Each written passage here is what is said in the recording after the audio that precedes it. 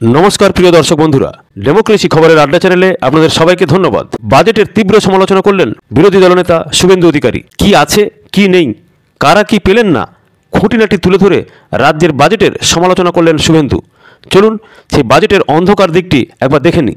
लोकसभा निर्वाचनेर आगे बृहस्पतिवार राज्य विधानसभाय आगामी अर्थबर्षेर बाजेट पेश करा हয়েছে। अधिवेशनेर पर सेई बाजेटेर समालोचना करलेन बिरोधी दलनेता शुभेन्दु अधिकारी। बाजेटे कि आछे आर कि नेই, कारा वंचित हलेन, खुঁটিনাটি विश्लेषण करे बुझिয়েছেন তিনি।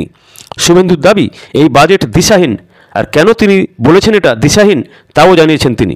তিনি বলেন, পেট্রোল ডিজেলে কোনো ছাড়ের উল্লেখ নেই বাজেটে। এলপিজি সিলিন্ডারে রাজ্য ৩০০ টাকা করে কর নেয়, রাজস্থান ৪০০ টাকা ছাড় দিয়েছে।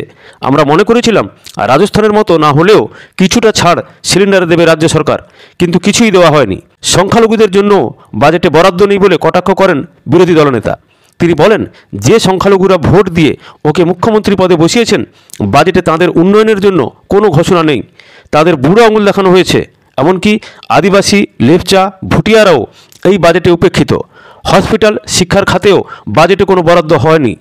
বাজেটে আয় ব্যয়ের সামঞ্জস্য নেই বলে দাবি করেছেন তিনি। বিধানসভায় এই বাজেটের অন্তঃসার শূন্যতা তুলে ধরার চেষ্টা করবেন বলে জানান। শুভেন্দু বলেন, এই বাজেট ভোটের প্রচার ছাড়া আর কিছু নয়। এতে বেকারদের কর্মসংস্থান, বিভিন্ন শূন্যপদে নিয়োগ, শিল্প বাণিজ্যের পরিবেশ নিয়ে রাজ্যের অগ্রগতির কোনো দিশা নেই।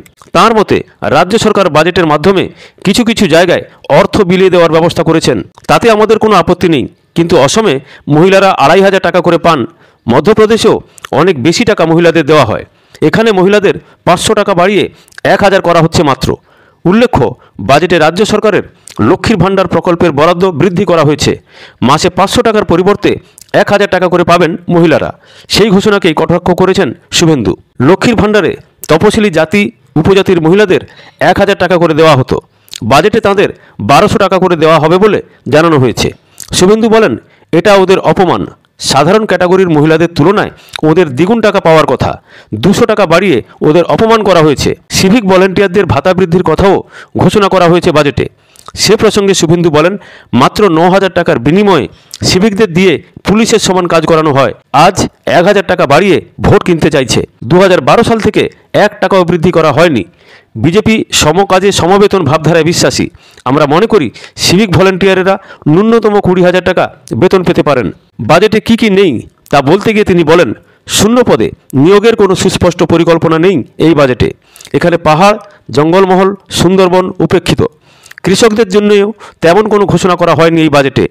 আশাকর্মী, পঞ্চায়েতে কর আদায়কারী, যারা বিভিন্ন ক্ষেত্রে আংশিক সময়ের জন্য কাজ করেন, তাদের জন্য বাজেটে কোনো বৃদ্ধির ঘোষণা নেই। শিল্পের কোনো দিশাও বাজেটে দেখাতে পারেনি সরকার। চা শ্রমিকেরা এই বাজেটে বঞ্চনার শিকার হয়েছেন। তিনি বলেন, এই বাজেটে অসত্য ভাষণ হয়েছে, ভোটের আগে মিথ্যাচার করা হয়েছে। একমাত্র মহার্ঘ ভাতা বৃদ্ধিকে সামনে রেখে ভোট কিনতে চাইছে সরকার। রাজ্য যা ঘোষণা করেছে তারপরেও কেন্দ্রের সঙ্গে রাজ্যের ডিএর ফারাক থাকবে অন্তত ৪০%।